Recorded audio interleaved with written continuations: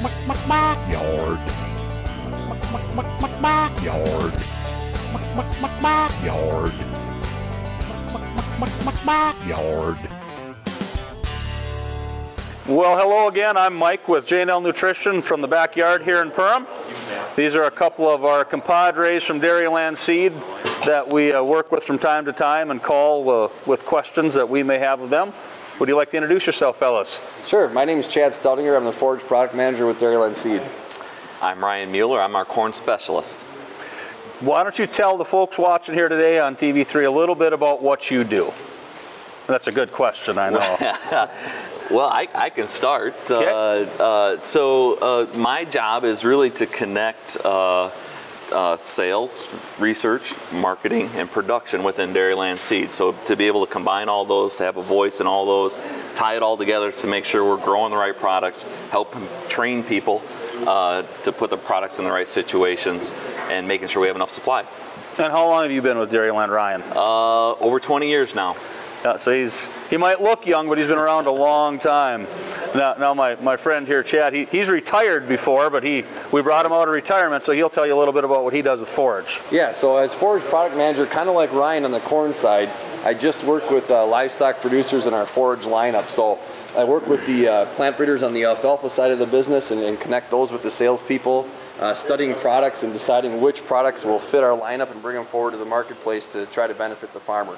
And I work a lot with Ryan on the corn silage side of things, as Ryan's in charge of all corn, but I touch the corn silage with it and really work with the dairy producers and the beef producers and how those products can fit a ration and benefit the livestock industry.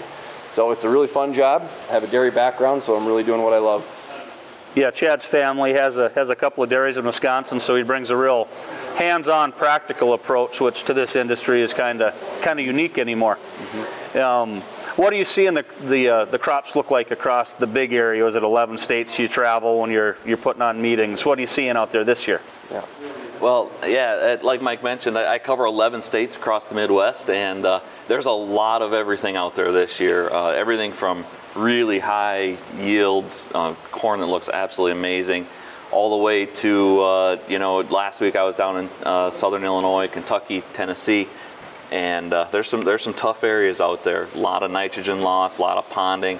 Matter of fact, I was through northern Indiana a couple of weeks ago, and there's still lakes left over from June. They haven't where there shouldn't be lakes. Where there shouldn't be lakes. We're not in Minnesota there. Yeah. Right. So it's just a lot of different scenarios out there. Some really good, some pretty tough situations. And on the alfalfa side of things, in most cases, alfalfa looks really good right now. Now, it was a challenging season as far as getting alfalfa established. In most cases, it was dry early. We were able to get the alfalfa crop in the ground and established across our 9-state dealer network area. However, right after it was planted, that's when the rains hit and we had some cold weather. So a lot of alfalfa stands this year, the new seedings really had a slow start. Yep. And in those cool, wet conditions, diseases are prevalent, so it took a while for the roots to grow through those diseases. Yep. And be able to access nutrients and get going. So for the most part, things look good now, but if you saw some yellow stands early on, that was pretty common across the entire Midwest this year.